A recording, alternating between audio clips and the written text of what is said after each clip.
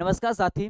Mission online academy YouTube channel पर आप सभी साथियों का हार्दिक स्वागत है, अभिनंदन है। साथ ही आज खेल एवं विविध का महत्वपूर्ण 25 क्वेश्चन लेकर के आपके बीच प्रस्तुत हुए हैं, आपके बीच हाजिर हुए हैं। साथ ही उन तमाम नियोजित भाई बहनों को, पौने 4 लाख नियोजित भाई बहनों से कहना चाहते हैं कि सक्षमता परीक्षा का बहुत best opportunity, best platform mission online academy है। आप इससे जुड़े और अपनी तैयारी का हर संभव अच्छे अच्छे तैयारी करने के लिए आप प्रयासरत रहें और सफलता पावें। ये मिशन ऑनलाइन एकेडमी पीछे विगत में टायर 1 में, टायर 2 में और एसटीईटी में बहुत सारे स्टूडेंट का सिलेक्शन हुआ है और आपको भी सक्षमता परीक्षा का बुलंद करने के लिए, हौसला बुलंद करने के लिए मिशन ऑनलाइन एकेडमी आपके बीच प्रस्तुत है, आपके बीच हाजिर है। तो इस एकेडमी में जुड़ने के लिए साथ ही मैं आपको एक नंबर दे रहा हूँ जो 7992258422। इस पर आप क्या करेंगे, कांटेक्ट करेंगे। आप इस पर कॉल कर सकते हैं या व्हाट्सअप कर सकते हैं। आप व्हाट्सअप से आप क्या कर सकते हैं, आप बात कर सकते हैं।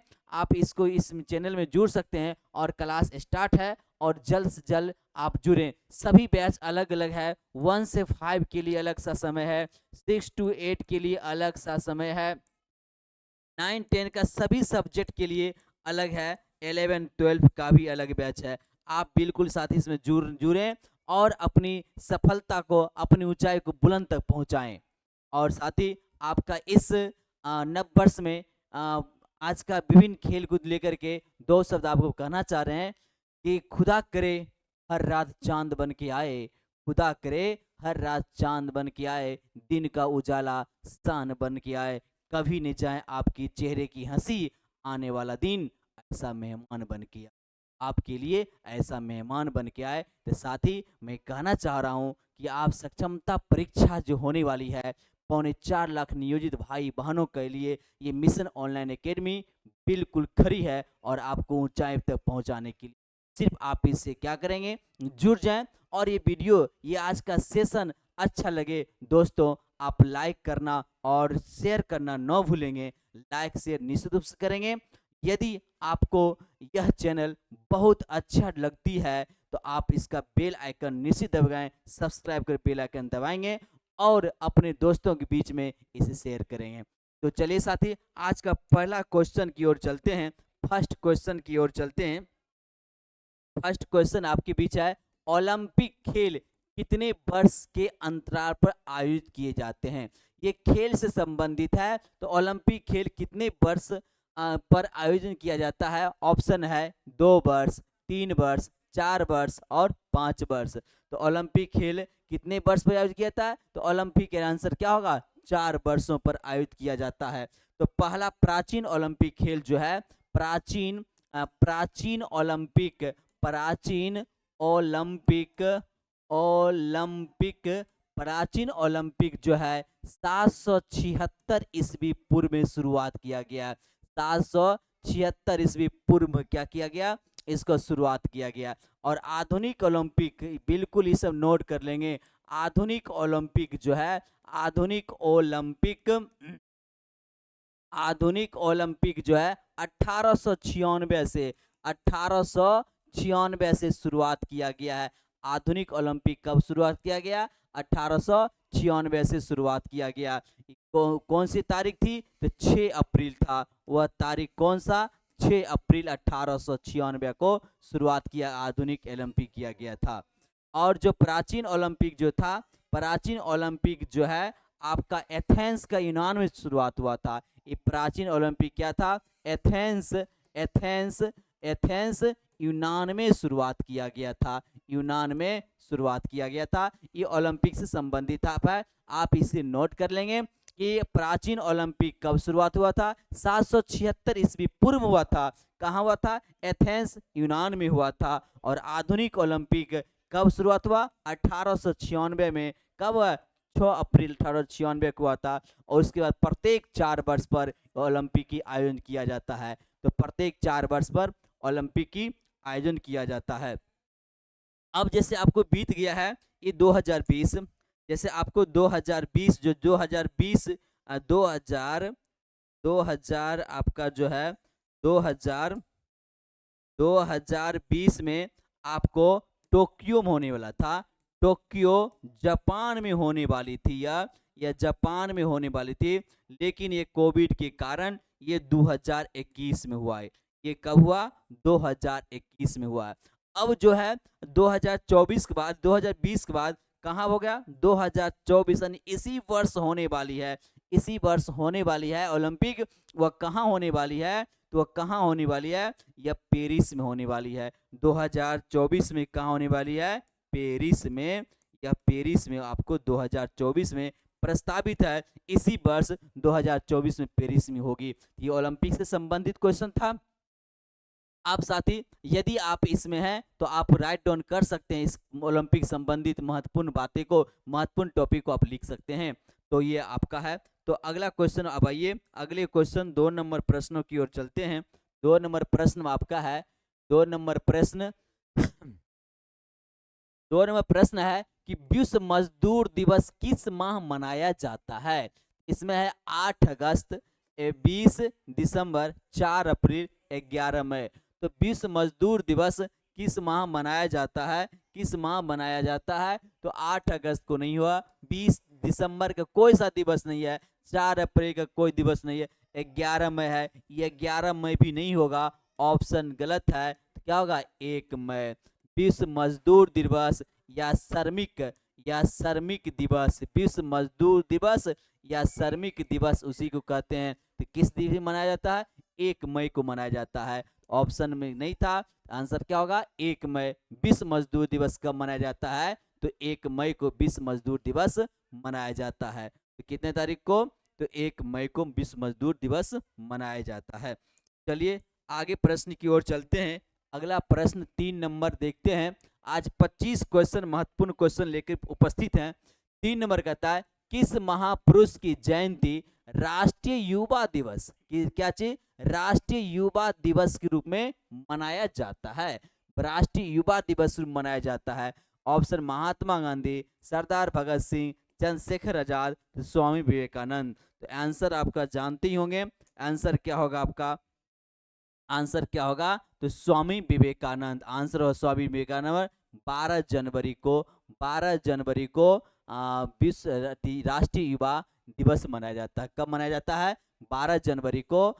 12 जनवरी को राष्ट्रीय युवा दिवस मनाया जाता है। किनके जन्मदिन के उपलक्ष्य में? तो स्वामी विवेकानंद के जन्मदिन के उपलक्ष्य में, स्वामी विवेकानंद के जन्मदिन के उपलक्ष्य में राष्ट्रीय युवा दिवस मनाया जाता है।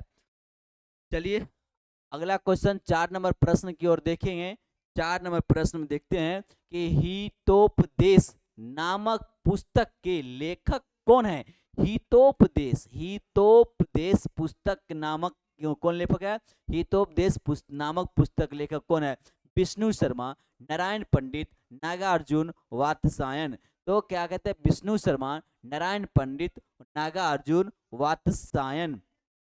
वात्स्यायन है। तो कौन आंसर होगा इसका? आंसर बताएंगे। तो आंसर क्या होगा? नारायण पंडित। हितोपदेश नामक पुस्तक का लेखक कौन है? तो नारायण पंडित। कौन लेखक है? तो नारायण पंडित आपका लेखक होंगे, नारायण पंडित हैं। चलिए अगला क्वेश्चन 5 नंबर प्रश्नों की ओर चलते हैं। 5 नंबर प्रश्न है, 5 नंबर प्रश्न आपका है महात्मा गांधी ने अपनी आत्मकथा ऑटोबायोग्राफी यानी ऑटोबायोग्राफी जो है, ऑटोबायोग्राफी मूलतः किस भाषा में लिखी थी? अपनी आत्मकथा। आपको एक बात इसमें आपको बता दें, इसमें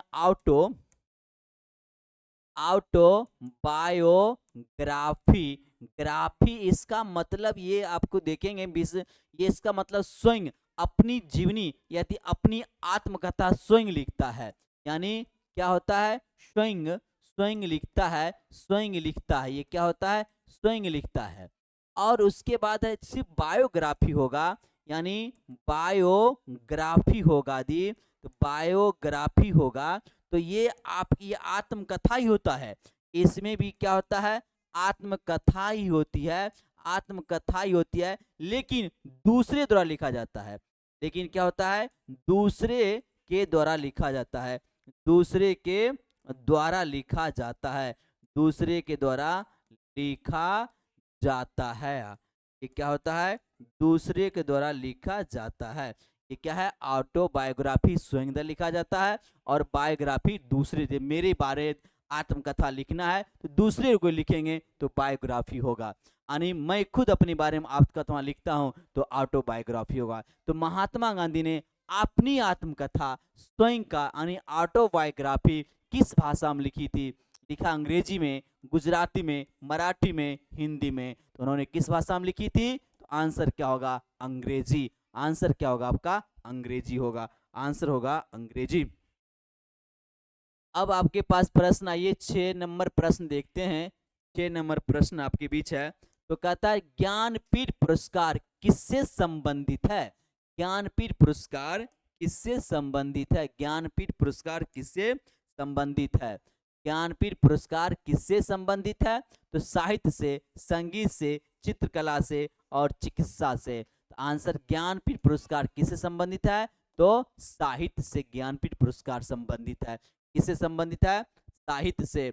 और आपको बता दें सबसे पहले ज्ञानपीठ पुरस्कार किसे मिला था और किन कब मिला था, तो सबसे पहले ज्ञानपीठ पुरस्कार 1995 में सबसे प्रथम ज्ञानपीठ पुरस्कार, प्रथम ज्ञानपीठ पुरस्कार, ज्ञानपीठ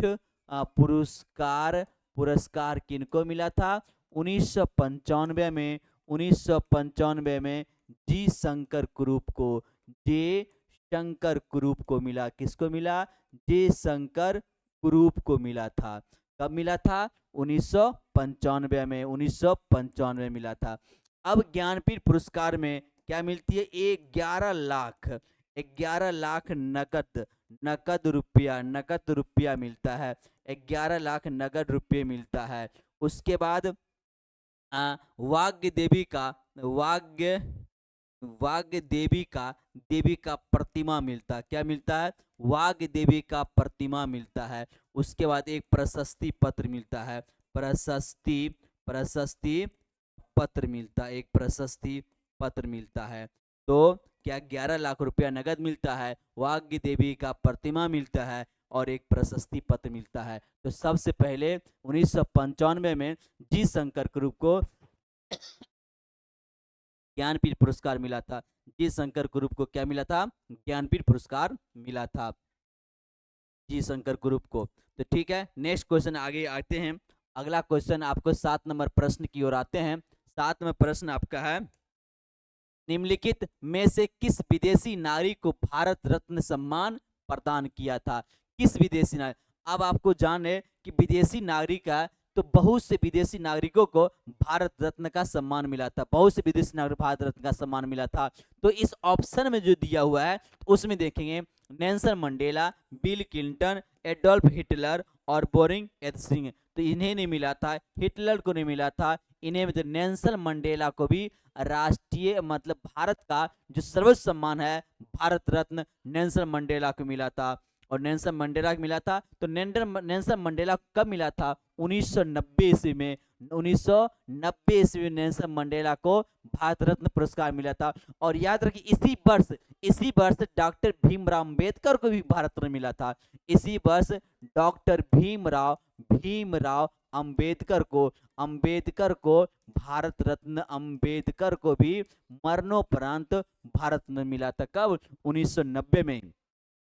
यदि आपसे एक क्वेश्चन पूछा जाएगा प्रथम विदेशी नागरिक कौन थे जिसे भारत रत्न पुरस्कार दिया गया था, तो प्रथम विदेशी नागरिक कौन थे, तो ये आप याद रखेंगे, प्रथम विदेशी नागरिक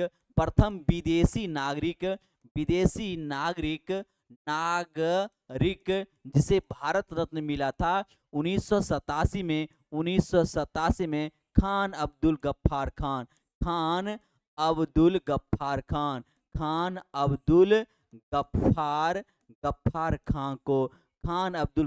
खान को प्रथम विदेशी नागरिक जो थे उन्हें भारत रत्न पुरस्कार दिया गया था। कब मिला था, 1987 ईस्वी में दिया गया था। और नेल्सन मंडेला को 1990 ईस्वी में भारत रत्न का पुरस्कार दिया गया था। बिल्कुल आप लोग इसे नोट कर लेंगे, आप राइट डाउन कर देंगे। जब ये क्लास आप करते होंगे तो जो आपके क्वेश्चन नहीं है उसके इतर उससे संबंधित प्रश्नों को जो लिखा जाता है आप उसे राइट डाउन करते चलेंगे और आपके ये बहुत सा उपयोगी होगा, बहुत इंपॉर्टेंट होगा ये सेशन आपके बीच में। अब 8 नंबर प्रश्न देखते हैं। 8 नंबर प्रश्न आपका है कि शांति निकेतन जो है किस महान पुरुष से संबंधित है? किस महान पुरुष से संबंधित स्थान है? तो ये बिल्कुल बहुत ही वीवीआई क्वेश्चन है और बहुत ही प्रचलित क्वेश्चन है ये अरविंद घोष का, रविन्द्रनाथ टैगोर में, राजा राम मोहन राय का, विनोबा भावे का। आंसर सभी साथी को पता होगा। आंसर क्या होगा? ये रविन्द्रनाथ टैगोर। आंसर क्या होगा इसका? रविन्द्रनाथ टैगोर होगा। 8 नंबर प्रश्न हो गया। चलिए आज उसके 9वां प्रश्न की ओर चलते हैं, 9th प्रश्न की ओर चलते हैं। 9वां प्रश्न आपका है कि अमेरिका में दास प्रथा, देखिए बहुत ही खराब, ये समाज में बहुत ही कुरीतियां था, ये का उन्मूलन का श्रेय किस निम्नलिखित में से किसे जाता है? अमेरिका में दास प्रथा जो है सामाजिक कुरीतियां, सामाजिक सामाजिक कुरीति है ये, सामाजिक कुरीतियां जो था, ये सामाजिक कुरीतियां जो था दास प्रथा का उन्मूलन यानी खत्म करना किसका श्रेय जाता है? बिल क्लिंटन को, जॉर्ज बुश को, अब्राहम लिंकन को, जॉर्ज वाशिंगटन को। तो ये दास प्रथा अमेरिका में समाप्त करने का ये जो है उन्मूलन किसके जाता है? तो ये किसे जाता है? तो अमेरिका के अब्राहम लिंकन को। अमेरिका के राष्ट्रपति जो थे अब्राहम लिंकन, उन्हें दास प्रथा का उन्मूलन का श्रेय जाता है। किन्हें? अब्राहम लिंकन को। जब आगे आइए 10 नंबर प्रश्न चलते हैं। 10 नंबर प्रश्नों पर भारत के किस महिला को नाइटिंगेल ऑफ इंडिया कहा जाता है? नाइटिंगेल ऑफ इंडिया कहा जाता है, भारत की बुलबुल कहा जाता है। एनी बेसेंट को, मदर टेरेसा को, विजय लक्ष्मी पंडित को, सरोजनी नायडू को। भारत का नाइटिंगेल किसे कहा जाता है? भारत की बुलबुल किसे कहा जाता है? तो कौन है? तो सरोजनी नायडू। आंसर क्या होगा? सरोजनी नायडू। इनके बारे में बता देंगे। भारत की प्रथम महिला, प्रथम महिला महिला राज्यपाल, प्रथम महिला राज्यपाल थी कौन? सरोजनी नायडू में। और किस प्रदेश की बनी थी? तो उत्तर प्रदेश की। किस प्रदेश की बनी थी राज्यपाल? उत्तर प्रदेश की। तो आपसे क्वेश्चन पूछा जाएगा भारत की प्रथम महिला राज्यपाल कौन थी? तो सरोजनी नायडू, जिसे नाइटिंगेल ऑफ इंडिया भी कहा जाता था। और किस प्रदेश की बनी थी? तो उत्तर प्रदेश की। तो किस प्रदेश की बनी थी? उत्तर प्रदेश की। तो चलिए अगला प्रश्न की ओर चलते हैं। अगला प्रश्न आपका है 11 नंबर प्रश्न है आपके बीच है। 11 नंबर प्रश्न है भारत के किस राज्य को मसालों का बगीचा कहा जाता है? मसाला का बगीचा कहा जाता है किस राज्य को? केरल का, आंध्र प्रदेश का, गुजरात को, असम को। भारत के किस राज्य को मसाला को बगीचा कहा जाता है? कहीं मसाला का कटोरा कहा जाता है, किस स्टेट को कहा जाता है? तो आप लोग सभी जानते हैं। तो आंसर क्या होगा?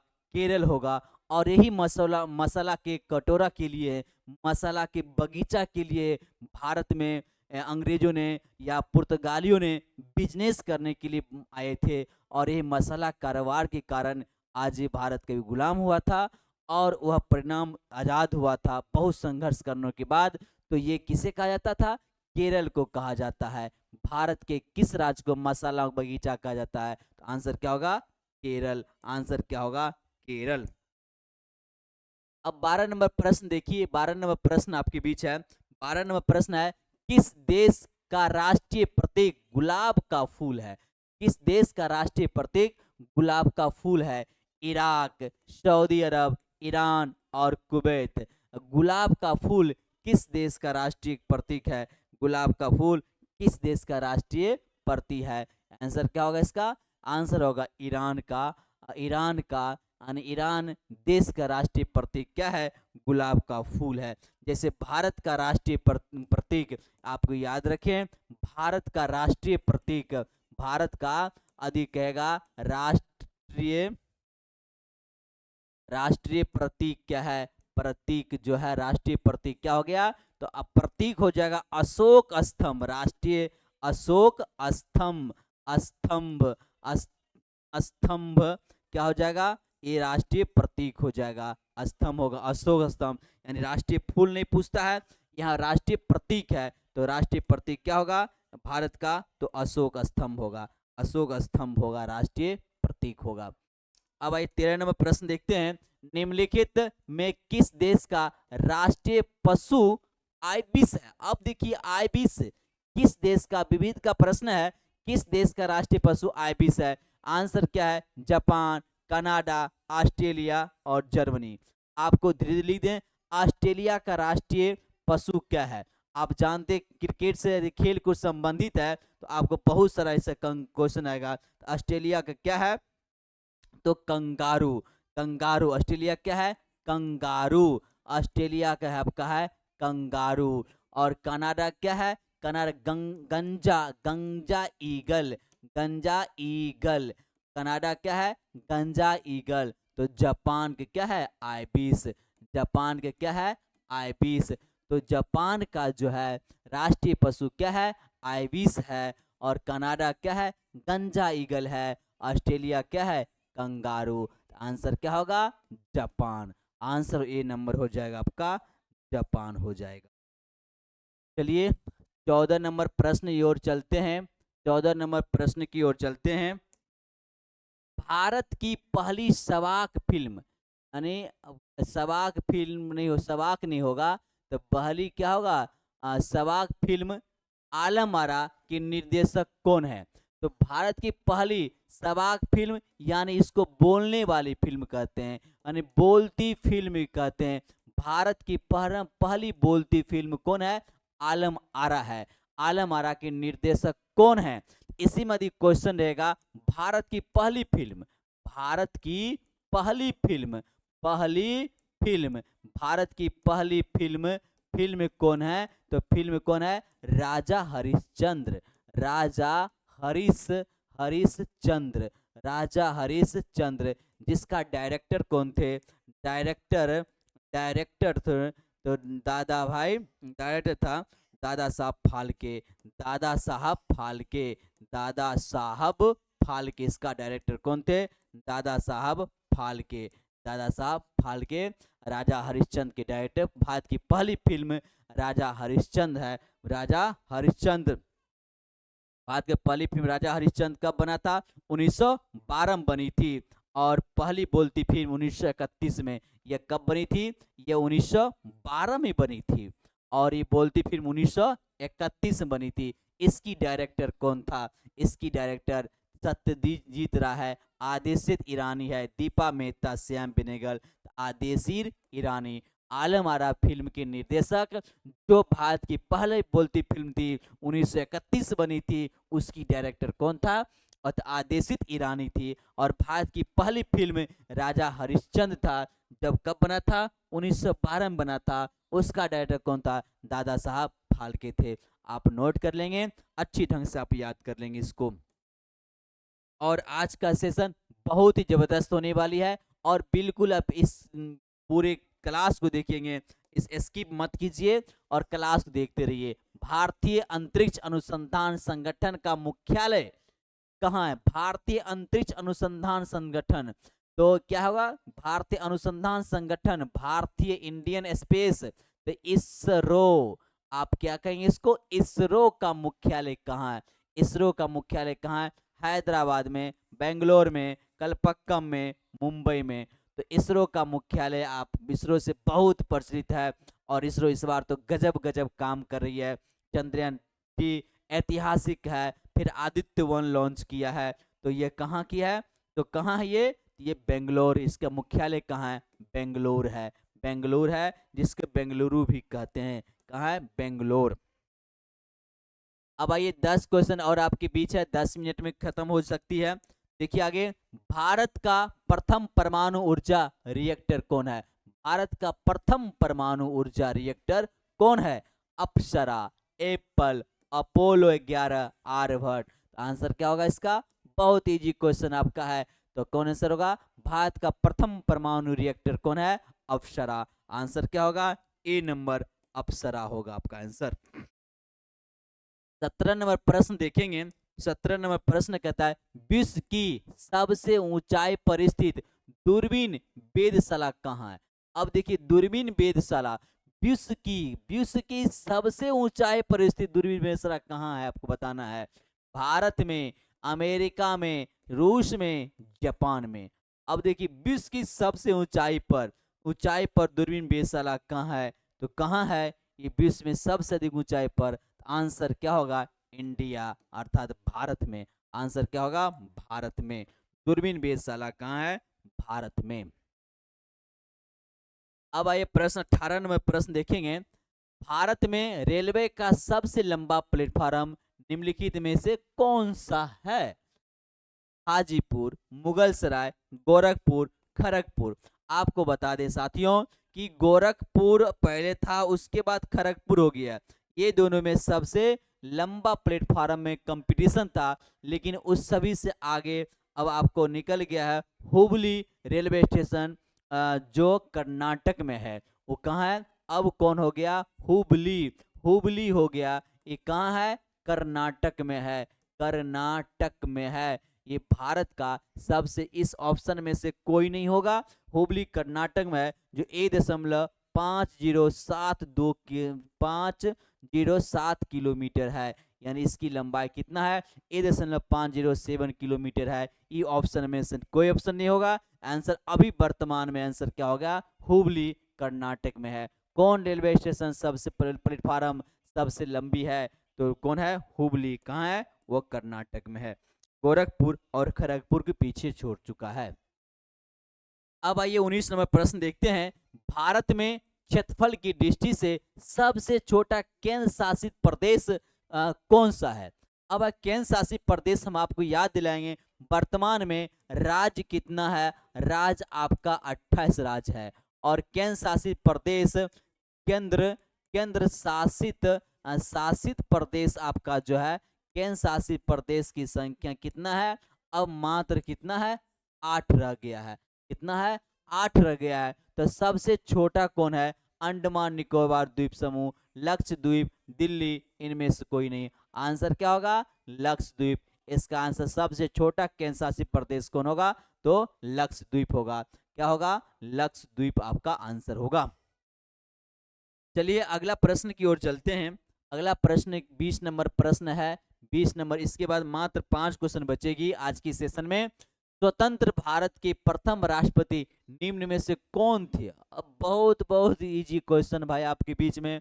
बीबी Giri, doctor Rajendra Prasad, doctor S Radhakrishnan, doctor Zakir Hussain. स्वतंत्र भारत का प्रथम राष्ट्रपति कौन थे? डॉक्टर राजेंद्र प्रसाद। क्या आंसर होगा? डॉक्टर राजेंद्र प्रसाद होगा।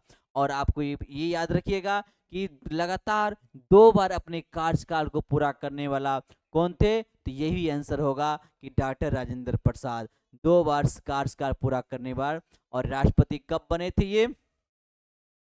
1952 से 1962 तक ये राष्ट्रपति रहे थे, डॉक्टर राजेंद्र प्रसाद।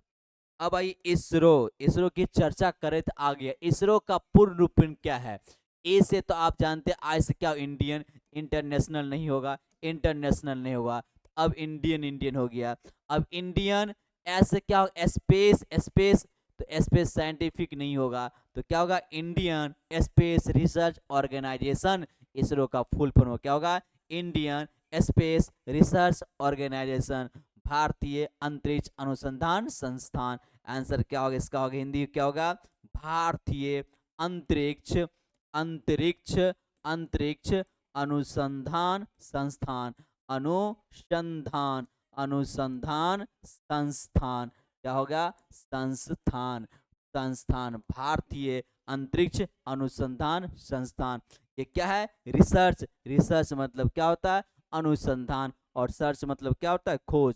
आंसर क्या होगा? D number, Indian space space research organisation. क्या होगा? इसरो का फुल फॉर्म होगा। अब 22 नंबर प्रश्न आइए। 22 नंबर प्रश्न की ओर आते हैं। कहता आनंद मठ के लेखक निम्नलिखित में से कौन से हैं? आनंद मठ, बंकिम चंद्र चटर्जी, रविन्द्रनाथ टैगोर, आनंद कुमार और प्रेमचंद।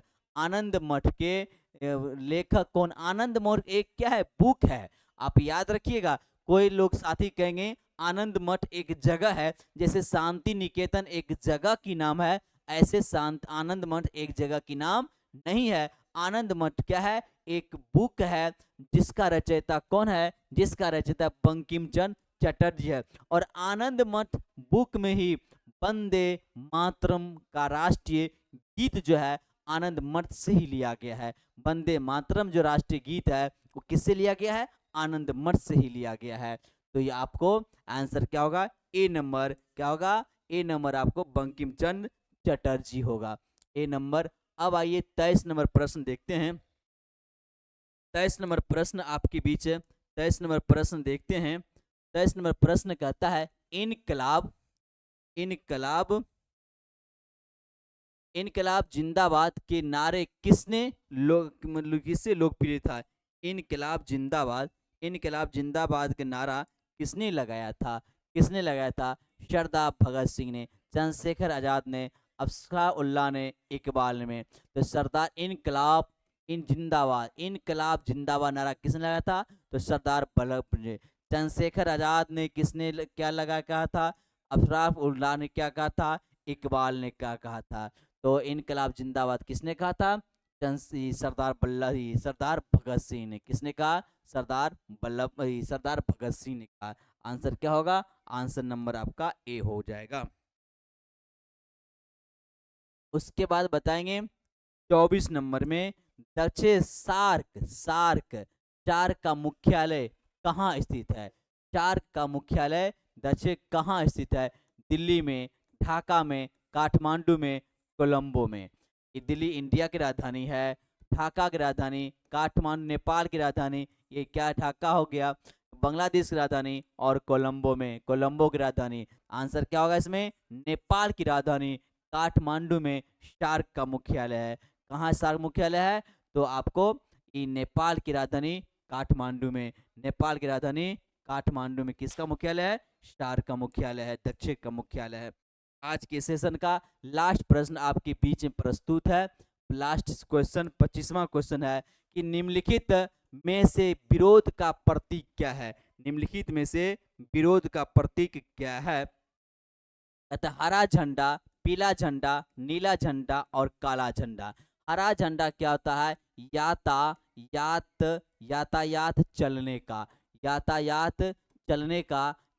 ये यातायात का शुरू करने का। उसके बाद पीला झंडा क्या होता है? संक्रामक रोगों से, संक्रामक ग्रस्त वाहन ले जाने वाले वाहनों से, रोगग्रस्त ले जाने वाले वाहनों का क्या होता है? पीला होता है, पीला झंडा उसमें लगा रहता है। नीला झंडा भी किसी की नहीं है। काला झंडा क्या हो? ये विरोध का होता है। काला झंडा क्या होता है? विरोध का होता है। विरोध का प्रदर्शन करने का किसका होता है? काला झंडा। इसमें लिखा हुआ है विरोध का प्रतीक क्या है? तो विरोध का प्रतीक क्या हो गया? काला झंडा हो गया। विरोध का प्रतीक क्या हो गया? काला झंडा।